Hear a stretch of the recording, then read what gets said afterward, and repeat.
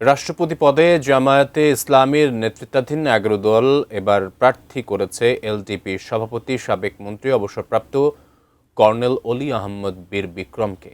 দীর্ঘ রাজনৈতিক জীবনে বিএনপির সঙ্গে পথচলা থেকে শুরু করে এলডিপি গঠনসহ বিভিন্ন ইস্যুতে ছিলেন সক্রিয়।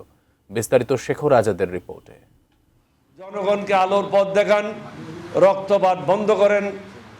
মুক্তিযুদ্ধ থেকে রাজনীতি, দীর্ঘ পথ পেরিয়ে এবার দেশের সর্বোচ্চ সাংবিধানিক পদ রাষ্ট্রপতির দৌড়ে অবসরপ্রাপ্ত কর্নেল অলি আহমদ। লেভেল প্লেইং ফিল্ড তো দূরের কথা। ১৯৭১ সালে পাকিস্তান সেনাবাহিনীর ৮ম ইস্ট বেঙ্গল রেজিমেন্টে কর্মরত ছিলেন তিনি। মুক্তিযুদ্ধ শুরু হলে চট্টগ্রামে প্রতিরোধ যুদ্ধে অংশ নেন।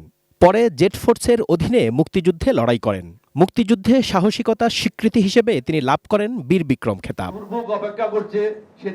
তিনি বিভিন্ন জাতীয় নির্বাচনে মোট ৬ বার সংসদ সদস্য নির্বাচিত হন। ১৯৯১ সালে বেগম খালেদা জিয়ার মন্ত্রিসভায় যোগাযোগ মন্ত্রীর দায়িত্ব পালন করেন শহীদ জিয়ার ঘনিষ্ঠ অলি আহমদ।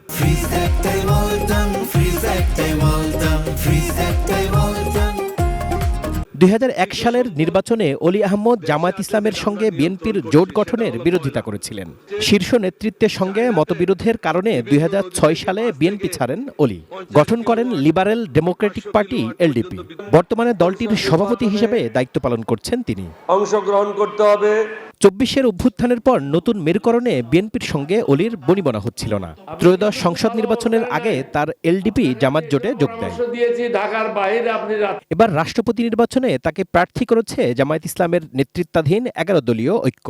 রোববার রাজধানীর মিন্টো রোডে বিরোধী দলীয় নেতার সরকারি বাসভবনে জোটের শীর্ষ নেতাদের বৈঠকে এই সিদ্ধান্ত নেওয়া হয়। আমরা মনে করি দেশের এই যে সংকট একটা চলছে, এই সময় দেশে যে ধরনের অভিভাবকত্ব প্রয়োজন, রাষ্ট্রপতি হিসেবে আমরা মনে করি কর্নেল অলি আহমেদ উপযুক্ত। রাষ্ট্রপতি নির্বাচনে অংশ নেয়ার সিদ্ধান্তকে গণতান্ত্রিক ধারা অব্যাহত রাখার অংশ হিসেবে উল্লেখ করেন বিরোধী দলীয় নেতা ও জামায়াত ইসলামের আমির ডক্টর শফিকুর রহমান। গণতন্ত্রের সৌন্দর্যের জন্য এটা আমাদের দায়িত্ব হিসেবে আমরা এটাকে নিয়েছি। আমরা মনে করি যে সর্বক্ষেত্রে রাজনীতি স্বচ্ছ হওয়া উচিত, প্রতিদ্বন্দ্বিতামূলক হওয়া উচিত।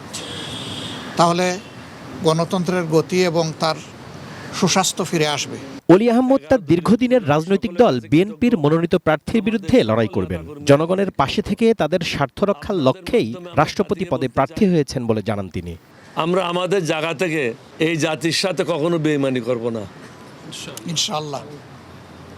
মানুষের জন্য যেটা ভালো, আমরা হারবো বা জিতবো এটা প্রশ্ন না। প্রশ্নটা হচ্ছে আমরা জনগণের পাশে সবসময় তাদের স্বার্থ রক্ষার জন্য দাঁড়াবো।